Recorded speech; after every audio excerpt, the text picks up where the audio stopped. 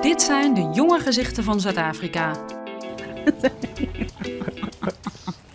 Een generatie die geboren is na de apartheid in een vrij en democratisch land. I can have a conversation with white people. I can have a conversation with black people. That is the only difference that there is. Wherever you find black people, you'll find shacks, because that's where they live. 25 jaar geleden werd Nelson Mandela president van dit nieuwe Zuid-Afrika. Zijn hoop was groot. Iedere baby, ongeacht kleur, zou vanaf nu dezelfde kansen krijgen. We pledge ourselves to liberate all our people from the continuing bondage of poverty, deprivation, suffering, gender and other discrimination. Wat is er terechtgekomen van de droom van Mandela voor de jeugd? Our people get killed here on a daily basis. Is South Africa a rainbow nation? It's still getting there. There are certain white areas whereby if a black person walks, you are seen as a threat. We're struggling for 25 years, to survive here in South Africa. I need to find peace. Dit is Mandela's erfenis. Dit is de Born Free Generation.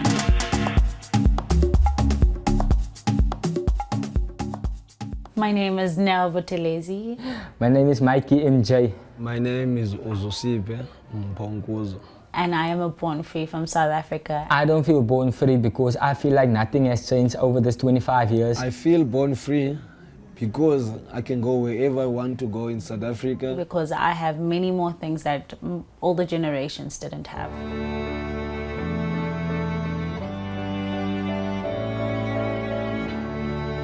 I am a student at the University of Pretoria and I play the cello. And I also play in an electric string quartet called the Muses. So you represent the new South Africa because there's two of us actually from Soweto in the band. It's 2 white girls and 2 black girls, and the 2 black girls are from Soweto. Fine, you've convinced me. I've been in a lot of situations where somebody is like, how is a young child from Soweto playing this instrument? We don't even know what it's called. And everyone calls it a guitar. And I just have to explain that I grew up in a situation where I was lucky to have people around my mom, around us, that played instruments and we got to play. I grew up in Soweto. It's the same township that Nelson Mandela was also, had a house there. And I think with all the difficulties that have been there, like in terms of money and teenage pregnancies, so not everyone fails as a Sowetan child. Take me away, I need to find peace. Maybe a beach house with a side piece. Take me to a place where there is no beef. What the fuck am I asking? I'm stuck on the streets. Mitchell's Plain is basically a place where colours live. They say colored is a mixed breed between black and white. For me, it's basically a ghetto. Most young people didn't finish matric and I didn't do it because I saw that even if you do finish matric and go study, you still won't find work. It's hard to find work here by us. We grew up struggling. I'm talking about, when I'm saying struggling, no food in the house, no money. The only thing I'm gonna need now is just a nice mellow beat. I ended up in a gang when I was 12 because I feel like that was my only option I had back then. I was still young, and then I saw the nice life that this guy did, selling drugs, making money of it. But I knew that guys, they weren't one of the nicest people around in our community. But I felt welcome, I felt loved. I left the gang 6 years ago, and the reason why I left the gang is because I would have either die or go to prison for life. I'm making clean money today with rapping. Yeah, the place where I'm gonna go to now is Lintergeel, the place where I was born and raised and where I took part of the gangsterism and stuff like that. The place that made me, how can I say, made me the man I am today. When I say it's a ghetto, I'm talking about the way, poverty. Poverty is the main thing when it comes to the ghetto. Oh, Mike Larry! I broke in cars, I broke in houses. I did all of these crazy things with them, shoplift. I'm talking about hurting people, robbing people. Oh, that was the worst. Like robbing people. And I'm not saying that to feel proud of myself, because that is what we had to do. We had to survive, we had to make money. Zuid-Afrika is een jong land. Ongeveer de helft van de bevolking is jonger dan 25 jaar. Hoe je leven verloopt hangt af van wat je ouders verdienen. Witte families verdienen gemiddeld 6 keer meer dan zwarte families.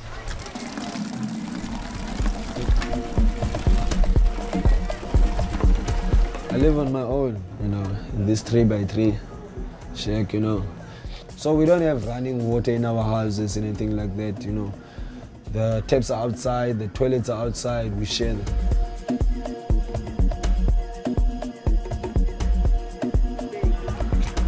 My parents are not educated, My mom got pregnant, when she was in grade 12. She got pregnant with me. And basically, after she got pregnant, she had to leave school and go find work in order to support me and things like that,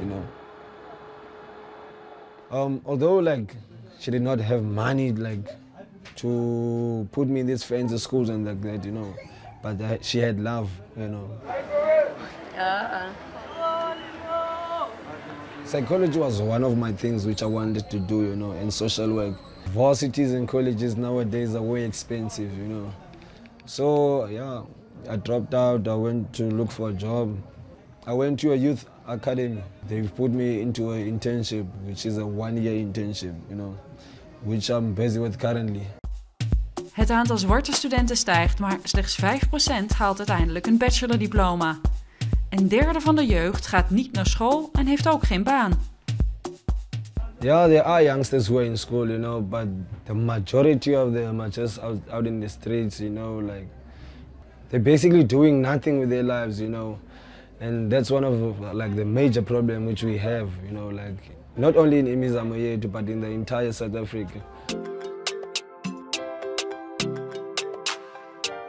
I have a really lovely boyfriend. His name is Lendl van der Merwe, and he's the sweetest person on this planet. We've been together for 1 year. Almost years. 1 year, 10 months. 10 months. I feel born free, and I'm happy that I'm born free, because in the past, during apartheid, it was frowned upon and illegal to be in a relationship with someone of another race if you were a white person.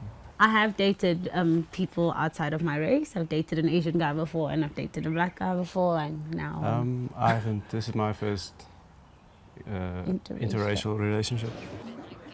People normally stare. Yeah, I think that's the most negative side is the stares. The staring. But I feel there's still racism, especially in some of the older generations. It does trickle down to the younger generations, I think, by the ways that they were raised. There's a lot of racism in South Africa. I know a lot of guys that is around me that is racist. I know a lot of black people that's racist and they're doing it live on social media. I know a lot of white people that's racist. I used to work with white people that was racist, and they were even racist on me. And I didn't say anything about it. I know a lot of black people that is racist. They come to my face and they tell me, I don't like you colors. And then I will be like, I don't like you blacks either. But I'm not racist, I'm just trying to get him back.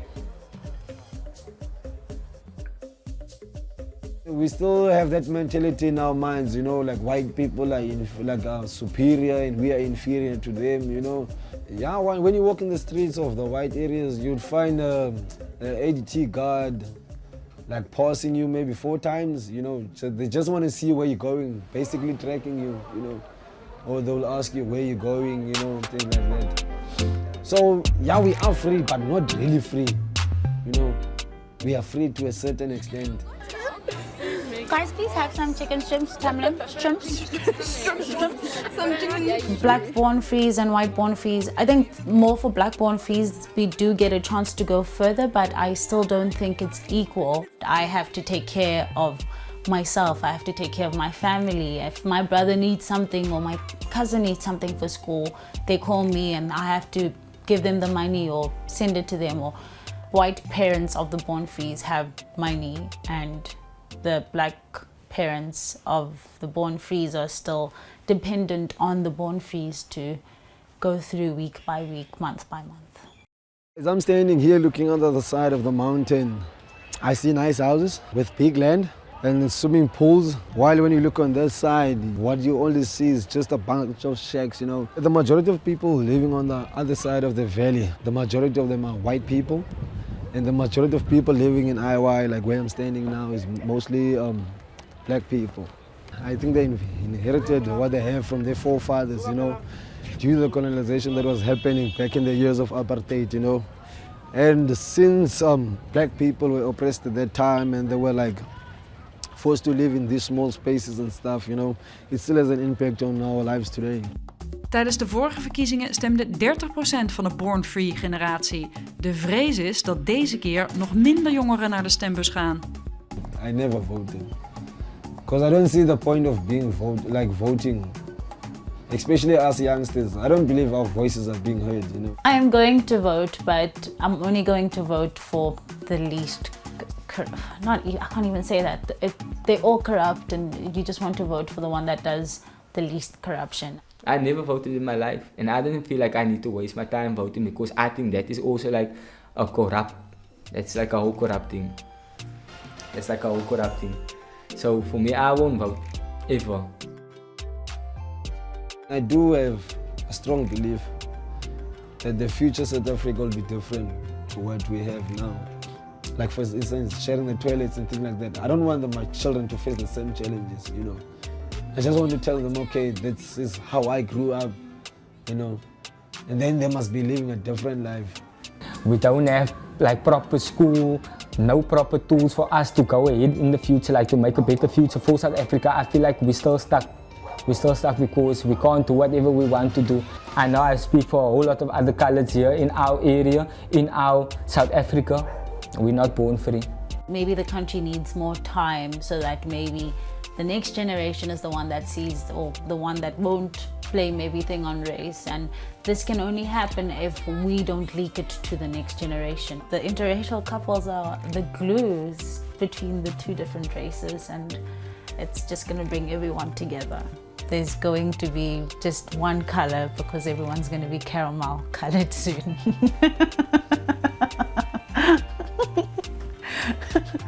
It's going to be the caramel nation.